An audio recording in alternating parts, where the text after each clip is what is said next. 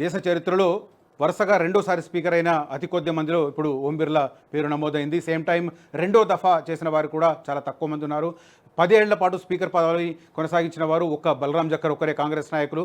ఆ తర్వాత మిగిలిన వాళ్ళు కొంతమంది 2 సార్లు ఎన్నికైనా కూడా పూర్తి స్థాయి పదవీ కాలాన్ని పూర్తి చేసుకోలేదు. మన తెలుగు రాష్ట్రాలకు సంబంధించి ఆంధ్రప్రదేశ్కు చెందిన జీఎంసీ బాలయోగి 1998లో ఫస్ట్ టైం స్పీకర్ అయ్యారు, లోక్సభ స్పీకర్. ఆ తర్వాత 13 నెలలకే మళ్ళీ పార్లమెంట్ ఎలక్షన్స్ వస్తే దాంట్లో ఆ తర్వాత 1999లో కూడా ఆయన రెండోసారి స్పీకర్ అయ్యారు. కాకపోతే ఆయన పూర్తి సమయాన్ని మొదటి విడతలో కేవలం 13 నెలలు, ఆ తర్వాత విడతలో కూడా 2 సంవత్సరాలు కాగానే ఆయన హెలికాప్టర్ ప్రమాదంలో చనిపోయారు. దాంతో ఆయన 3.5 సంవత్సరాల పాటు స్పీకర్గా కొనసాగిన పరిస్థితి. అయితే 10 సంవత్సరాల పాటు స్పీకర్గా కొనసాగిన ఘనత మాత్రం ఒక్క కాంగ్రెస్ నాయకుడు బలరాం జకర్కే ఉంది. ఇప్పుడు ఈ దఫా చూస్తుంటే ఈయన రెండోసారి ఓం బిర్లా ఎన్నికయ్యారు.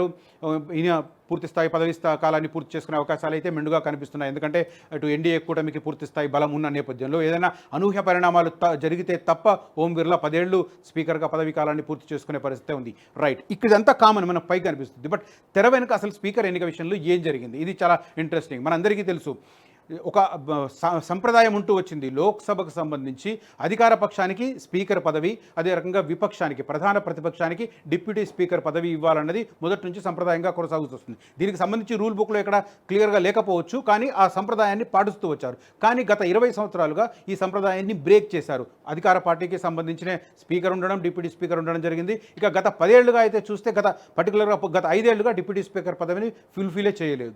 ఈ నేపథ్యంలో 10 ఏళ్ల తర్వాత తొలిసారి కొద్దిగా ప్రధాన ప్రతిపక్షంగా అవతరించిన కాంగ్రెస్ పార్టీ, మనందరికీ తెలుసు 2014లో కేవలం 44 సీట్లలో కాంగ్రెస్ పార్టీ గెలిచింది. 2019లో కేవలం 52 సీట్లలో గెలిచింది. 56 సీట్లకు పైగా గెలిస్తే 55 సీట్లకు పైగా గెలిస్తే తప్ప ప్రధాన ప్రతిపక్షం హోదా రాదు. అలాంటి సందర్భంలో ఇప్పుడు 10 ఏళ్ల తర్వాత కాంగ్రెస్ పార్టీకి 99 సీట్లు వచ్చాయి, ప్రధాన ప్రతిపక్ష హోదా వచ్చింది. ప్రతిపక్ష నాయకుడిగా చాలా కాలం వెనుక నుంచి వేస్తూ వచ్చిన రాహుల్ గాంధీ ఇప్పుడు ప్రతిపక్ష నాయకుడిగా ఎల్ఓపీగా బాధ్యతలు స్వీకరించారు. ఆయన స్వీకరించిన తర్వాత ఫస్ట్ కండిషన్ ఏంటి? డిప్యూటీ స్పీకర్ మాకు ఇవ్వండి, లేకపోతే మేము స్పీకర్కు పోటీ చేస్తాం, స్పీకర్ పదవికి పోటీ చేస్తాం. సో సహజంగానే ఎన్డీఏ వైపు నుంచి డిప్యూటీ స్పీకర్ ఇవ్వమనే విషయంలో వెనక్కి తగ్గారు, వాళ్ళు ఇవ్వలేదు. సో అనివార్యంగా స్పీకర్ పదవికి కాంగ్రెస్ పార్టీ సురేష్ పేరును, కేరళకు చెందిన ఎంపీ, సీనియర్ ఎంపీ సురేష్ పేరును ప్రతిపాదించింది. నామినేషన్ లాస్ట్ మినిట్లో దాఖలు చేసిన పరిస్థితి. ఇంత దాఖలు చేసినప్పుడు మరి నిన్న ఎన్నిక జరిగింది. ఎన్నిక జరిగిన సందర్భంగా ఎందుకు డివిజన్ కోరలేదు, ఎందుకు ఓటింగ్ కోరలేదు కాంగ్రెస్ పార్టీ అనేది చాలా సీక్రెట్ అంశంగా కనిపిస్తుంది. అసలు ఎందుకు, ఈ విషయంలో ఏం జరిగింది అనేది చాలా ఇంట్రెస్టింగ్ డెవలప్మెంట్. ఒకసారి కనుక్కునే ప్రయత్నం చేద్దాం. ప్రస్తుతం ఢిల్లీ నుంచి రాజకీయ విశ్లేషకులు డాక్టర్ పెంటపాటి పుల్లారావు గారు ఉన్నారు. అసలు స్పీకర్ ఎన్నిక వ్యవహారంలో నిన్న ఏం జరిగింది, కాంగ్రెస్ పార్టీ ఎందుకు వెనక్కి తగ్గింది, డివిజన్ ఎందుకు కోరలేదు అనే విషయంలో కొంత చర్చ జరుగుతున్న నేపథ్యంలో ఒకసారి ఆయనతో మాట్లాడదాం. గుడ్ మార్నింగ్ పుల్లారావు గారు. Good morning. Yes, Congress party nomination దాఖలు చేసే టైంలో ఉన్న దూకుడును నిన్న ఓటింగ్ టైంలో కనబరచలేదు. ఎందుకు, అసలు ఏం జరిగిందంటారు? అంటే నేను ఓటింగ్ వెళ్ళి ఉంటే బీజేపీకి 300 పైన వచ్చును, 310 కూడా వద్దును. మమతా బెనర్జీ, శరద్ పవార్ వాళ్ళందరూ అన్హ్యాపీగా ఉన్నారు, అఖిలేష్ యాదవ్తో సహా. ఎంత పక్కన కూర్చుని నవ్వినా, ఎందుకంటే కాంగ్రెస్ పార్టీ ముందరకు వచ్చే కొద్ది వాళ్ళు వెనక్కి వెళ్ళిపోవాలి. మమతా బెనర్జీ మహారాష్ట్రలో, శరద్ పవార్, ఉద్ధవ్ ఠాకరే ఉత్తరప్రదేశ్లో, అఖిలేష్ యాదవ్. బీజేపీ ఓ పక్కన విరోధి, ఓ పక్కన వీళ్ళు కూడా విరోధి లేదు. స్నేహాలు విరోధం ఒకసారి జరుగుతూ ఉన్నారు. సో ఎప్పుడైతే కాంగ్రెస్ పార్టీ అంతా ఒకళ్ళే మేము చేసేస్తాం, మేము స్పీకర్ పెడతాం, ఎవరిని కన్సల్ట్ చేయలేదో వాళ్ళంతా ఫీల్ అయిపోయారు. ఫీల్ అయిపోయాక వాళ్ళు కొద్దిగా రిజెంట్మెంట్ ఎక్స్ప్రెస్ చేశారు. తర్వాత జగన్మోహన్ రెడ్డి పార్టీ ఇండిపెండెన్స్, చాలా మంది మేము సపోర్ట్ చేస్తాం, మాకేం సంబంధం ఈ యుద్ధం అన్నారు. అలాగనే వాళ్ళకి 300, 310 వచ్చినాయి అనుకోండి స్పీకర్ ఎలక్షన్లో. ఇంకా గవర్నమెంట్ పడిపోతుంది, గవర్నమెంట్ పోతుంది అనేది ఏముంటుంది. ఆ పక్కన ఇండియా అలయన్స్ లో వాళ్ళు అనుకున్న 230 రాకుండా 220 వచ్చినాయి అనుకో, ఇంకా మొత్తం తుఫాన్ వచ్చేది. వీళ్ళు ఫెయిల్ అయిపోయారు, ఇంకేం లేదని. అందువల్ల యుద్ధంలో ఓడిపోతాం, మనం ఎంత ఓడిపోతాం బయటికి చెప్పకుండా సింపుల్ గా ఇంకెలా దిగేం కాబట్టి మర్యాదగా బయటికి తప్పించుకున్నాం. రెండోది ఏంటంటే ఆ కండిషన్స్ మీరు చెప్పిన విన్నా, మాకు డిప్యూటీ స్పీకర్ ఇవ్వాలి అని పబ్లిక్ గా అడిగితే ఎవరు ఇవ్వరు. సాంప్రదాయంగా ఎలా జరిగిందంటే చీకట్లో జరిగింది. మాట్లాడుకుని మాకు ఇది ఇవ్వండి, వీడు మంచోడు. కరియా మొండాకి ఇచ్చారు 2009లోనో 2004లో. బీజేపీ వ్యక్తి, అది క్వైట్ మ్యాన్, పెద్ద మనిషి, ట్రైబల్, ఒప్పుకున్నాడు. ఇప్పుడు ఎవరిని పెడతారు? డిప్యూటీ స్పీకర్ వచ్చి రోజు గొడవ చేస్తే ఏం చేయగలం అక్కడ? ఆ గొడవ వస్తుందని వాళ్ళు ఒప్పుకోరు. ఒప్పుకుంటాను కూడా కాన్ఫిడెన్షియల్ గా మాట్లాడి ఒక మంచి 2, 3 పేర్లు మిగతా పార్టీల నుంచి ఇస్తే ఒప్పుకుందునేమో. ఇలాంటి పరిస్థితుల్లో బీజేపీ ఒప్పుకోదు. ఇంక ఇలా పోటీ చేశారు కదా, ఇంకా డిప్యూటీ స్పీకర్ కూడా బీజేపీ అపాయింట్ చేసుకుంటారు. ఎందుకు చేసుకో? అందువల్ల ఇది ఫెయిల్ అయిపోయింది ఒక రకంగా. కాంగ్రెస్ పార్టీ లీడ్ చేసి చాలా జాగ్రత్తగా మీకు కండిషన్స్ కావాల్సినప్పుడు రహస్యంగా మాట్లాడుకోవాలి. మీడియాలో వచ్చి ఛాలెంజ్ చేస్తే ఇలాగిస్తారు, ఇది ఎప్పుడు జరగదు, జరగలేదు, జరగదు కూడా ఫ్యూచర్. అలా ఎందుకంటే భయపడిపోయింది గవర్నమెంట్, భయపడిపోయి ఇచ్చేశారు అంటారు కదా, ఎలా ఒప్పుకుంటారు? అందువల్ల స్ట్రాటజీ ఫెయిల్ అయింది. రైట్. ప్రధానంగా మనకు నామినేషన్ వేసిన తర్వాత స్పీకర్ పదవికి కాంగ్రెస్కి సంబంధించిన రాహుల్ గాంధీ, అదే రకంగా మమతా బెనర్జీ పార్టీకి సంబంధించిన అభిషేక్ కూడా హౌస్లోనే సమాలోచనలు జరిపినట్టుగా తెలుస్తుంది. అంటే ఒకవేళ ఓటింగ్ జరిగితే తృణమూల్ కాంగ్రెస్ కావచ్చు, అఖిలేష్ యాదవ్ పార్టీ కావచ్చు, వీళ్ళు ఓటింగ్లో పాల్గొనకుండా ఉంటే అది ఒక ఇన్సల్ట్గా పరిస్థితి ఉత్పన్నమవుతుందని చెప్పి కాంగ్రెస్ పార్టీ ఆ డివిజన్ కోరలేదు అని మనం అర్థం చేసుకోవచ్చా? ఇక వాళ్ళు సరే మేము వేస్తాం కానీ ఇదేం బాగోలేదని చెప్పి వాళ్ళలో 5-10 మందో పారిపోయి ఉంటే 5-10 మంది ఇంకా ఫెయిల్ అయిపోయింది. కాంగ్రెస్ పార్టీ ఫెయిల్ అయిపోయింది. అసలు ఈ గవర్నమెంట్ 5 సంవత్సరాలు ఉంటుంది, గవర్నమెంట్ పడిపోతుంది, ఎన్నో రోజులు ఉండదు. అదే ఈ నిన్న మొన్న కూడా అన్నారు కదా, అవన్నీ ఎగిరిపోతాయి గాల్లో. అందువల్ల అది తప్పించుకోవటానికి, ఏమన్నా అవమానం కూడా తప్పించుకోవటానికి, ఇతరులకు బాధ రాకుండా డివిజన్ పెట్టలేదు. డివిజన్ పెట్టారనుకోండి, అప్పుడు మమతా బెనర్జీ, శరద్ పవార్ అందరు వేస్తారు, ఏరను. కానీ వాళ్ళకి తగ్గిపోయి లోకు అయిపోయినట్టుగా ఉంటారు కదా, అవన్నీ తప్పించుకున్నారు.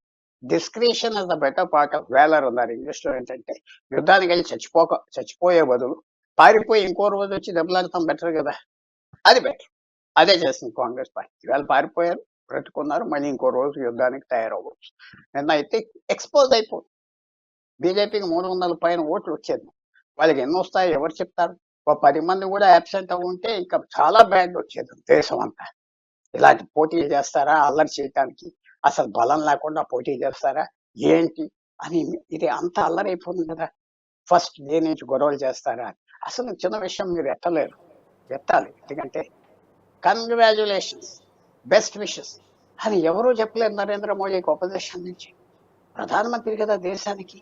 ఎవరు విరోధి గెలిచినా జగన్మోహన్ రెడ్డి గారు విష్ చేశారు కదా, చంద్రబాబు నాయుడు అని అనుకుంటున్నా. అందరూ విష్ చేస్తారే, బెస్ట్ విషెస్, జాగ్రత్తగా చేయండి, ప్రజలు మీకు ఇచ్చారు, ఒక్కరు కూడా చేయలేరు. అంత విరోధం, అంత బిట్టర్నెస్ ఉన్నప్పుడు ఎలా ఒప్పుకుంటారు బీజేపీ? అంటే బీజేపీ చేసింది కరెక్ట్ అని నేను అంటలేదు. వాళ్ళు కూడా జాగ్రత్తగా ఉండాలి, జాగ్రత్తగా లేరు కాబట్టి కొన్ని పరిస్థితులు వచ్చింది. లాస్ట్ పాయింట్ చెప్పండి. రైట్. ఉదాహరణకు ఇప్పుడు మనకు ఎన్నికల ఫలితాలు వచ్చిన తర్వాత ఇండి కూటమిలో అన్ని పార్టీలో ఒక కొత్త ఉత్సాహం కనిపించింది. కానీ నిన్న పార్లమెంటు మొదటి 2 రోజుల్లోనే ఆ పార్టీల మధ్య ఒక సయోధ్య లేదు, ఒక ఏకాభిప్రాయం లేదు అన్న ఇండికేషన్స్ నిన్న వచ్చాయని చెప్పి మనం అర్థం చేసుకోవచ్చా? పూర్తిగా ఇప్పుడు మహారాష్ట్ర ఉన్నాడు, అసెంబ్లీ ఎలక్షన్లు వస్తున్నాయి. శరద్ పవార్ ఉన్నాడు, ఉద్ధవ్ ఠాక్రే ఉన్నాడు, కాంగ్రెస్ ఉన్నాడు. ఆ కూటమిలో కాంగ్రెస్ మాకు ఎక్కువ సీట్లు ఇవ్వాలి, మేము పెద్ద అమ్మాయి దీంట్లో అంత మొదలు పెట్టారు. అక్కడ స్థానిక ఎమ్మెల్యేలు వాళ్ళు ఎలా ఒప్పుకుంటారు? సో వాళ్ళకి కాంగ్రెస్ పెరిగిపోయే కొద్ది వాళ్ళ ప్రాబ్లం. అఖిలేష్ యాదవ్ ఏక అపోజిషన్ లీడర్ ఉత్తరప్రదేశ్, ఇప్పుడు పంచుకోవాలి కదా కాంగ్రెస్ పార్టీతో. కాంగ్రెస్ పార్టీ పెరిగే కొద్ది అతను తగ్గుతాడు. ఈసారి ఎమ్మెల్యేలు ఇవ్వాలి, 400 ఎమ్మెల్యేలు 100 ఎంతో కాంగ్రెస్ అడుగుతారు, ఇంకా అతని బలం తగ్గిపోతారు. అందువల్ల ఇవన్నీ ప్రాబ్లమ్స్ వస్తే కాంగ్రెస్ ఎక్కువ పెరగకూడదు. వాళ్ళకి కూడా కాంగ్రెస్ పెరగాలి, బలంగా ఉండాలి, బీజేపీ తగ్గాలి. కాంగ్రెస్ అతి పెరిగిపోతే వాళ్ళ పని 0, వెళ్ళిపోతారు ఇంటికి అందరూ. అది వచ్చిన ప్రాబ్లం. అది అక్కడ మీరు అర్థం చేసుకోవాల్సి. సో బయట ఎంత నవ్వినా లోపల హ్యాపీగా లేరు. పక్కన ఉన్న వాళ్ళు పైకి వస్తే మీరు హ్యాపీగా ఉంటారా? నేను హ్యాపీగా ఉంటానా? పక్కింటోడు పైకి వస్తే అది మెయిన్ థింగ్. జెలసీ, భయం వాళ్ళు కూడా ఉన్నారు. రైట్. థ్యాంక్ యూ పుల్లారావు గారు, మార్నింగ్ మా హెడ్లైన్స్ షోలో జాయిన్ అయ్యేందుకు ధన్యవాదాలు. సో ఓవరాల్గా స్పీకర్ ఎన్నిక విషయంలో తెర ముందు ఒకటి కనిపిస్తుంది, తెర వెనుక కూడా చాలా విషయాలు జరిగినట్టుగా తెలుస్తుంది. ఓవరాల్గా ఫస్ట్ సెషన్లోనే మొదటి 2 రోజుల్లోనే ఇండియా కూటమిలో ఏకాభిప్రాయాలు లేదు అన్న సందేశం వెళుతుంది. కాబట్టే కాంగ్రెస్ పార్టీ వ్యూహాత్మకంగా డివిజన్ కోరలేదు, ఓటింగ్ను కోరలేదు స్పీకర్ ఎన్నిక విషయంలో. మరి కోరనప్పుడు ఎందుకు నామినేషన్ దాఖలు చేశారు?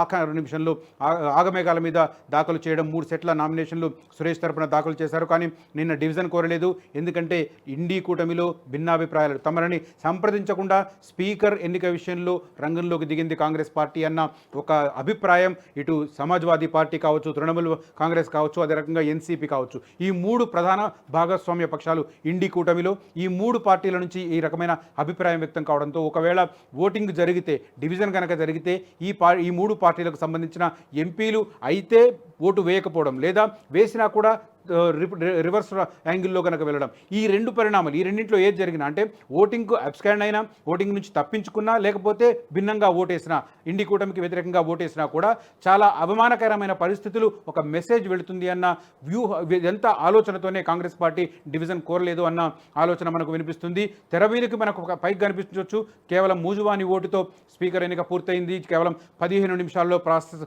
పూర్తయింది అని చెప్పి మనం అనుకోవచ్చు. కానీ తెర వెనుక కూడా చాలా ఇష్యూస్ జరిగాయి. ముఖ్యంగా డిప్యూటీ స్పీకర్కు సంబంధించి సమాలోచనలు జరపకుండా, అధికార పక్షంతో సమాలోచనలు జరపకుండా బహిరంగంగా డిమాండ్ చేయడం అనేది కొద్దిగా ఇబ్బందికరమైన పరిస్థితి. బహిరంగంగా డిమాండ్ చేసి ఇటు బీజేపీ నుంచి సానుకూల స్పందన రాకపోవడంతో స్పీకర్ పదవికే పోటీ దింపాలని కాంగ్రెస్ పార్టీ ఏకపక్షంగా నిర్ణయం తీసుకుంది. ఇండి కూటమిలో ఉన్న మిత్రపక్షాలతో సంప్రదించకుండా ఏకపక్షంగా నిర్ణయం తీసుకుంది. నిర్ణయం తీసుకోవడం వల్ల మిగిలిన పక్షులు ఏదైతే తృణమూల్ కాంగ్రెస్, అదే రకంగా సమాజ్వాదీ పార్టీ, ఎన్సీపీ, ఈ 3 పార్టీలు కూడా స్పీకర్ ఎన్నిక విషయంలో, స్పీకర్ పదవికి పోటీ చేసే విషయంలో ఇండి కూటమికి సంబంధించి కాంగ్రెస్ పార్టీ మిగిలిన పక్షాలను సంప్రదించలేదు అని చెప్పి బహిరంగంగానే కామెంట్ చేసిన పరిస్థితి. బహిరంగంగా కామెంట్ చేశారు కాబట్టి అక్కడ ఓటింగ్ జరిగినప్పుడు వాళ్ళు ఎట్లా వ్యవహరిస్తారో తెలియని పరిస్థితి కాంగ్రెస్ అధిష్టానానికి. సో వ్యూహాత్మకంగా డివిజన్ ఓటు కోరకపోవడం, ఓటింగ్ను కోరకపోవడమే బెటర్, పరువైనా దక్కుతుంది అని చెప్పి అనుకోవడం వల్ల కేవలం మూజువాని ఓటితో స్పీకర్ ఎన్నికకు సంబంధించిన ప్రాసెస్ పూర్తయినట్టుగా మనం అర్థం చేసుకోవచ్చు. అది స్పీకర్ ఎన్నికకు సంబంధించి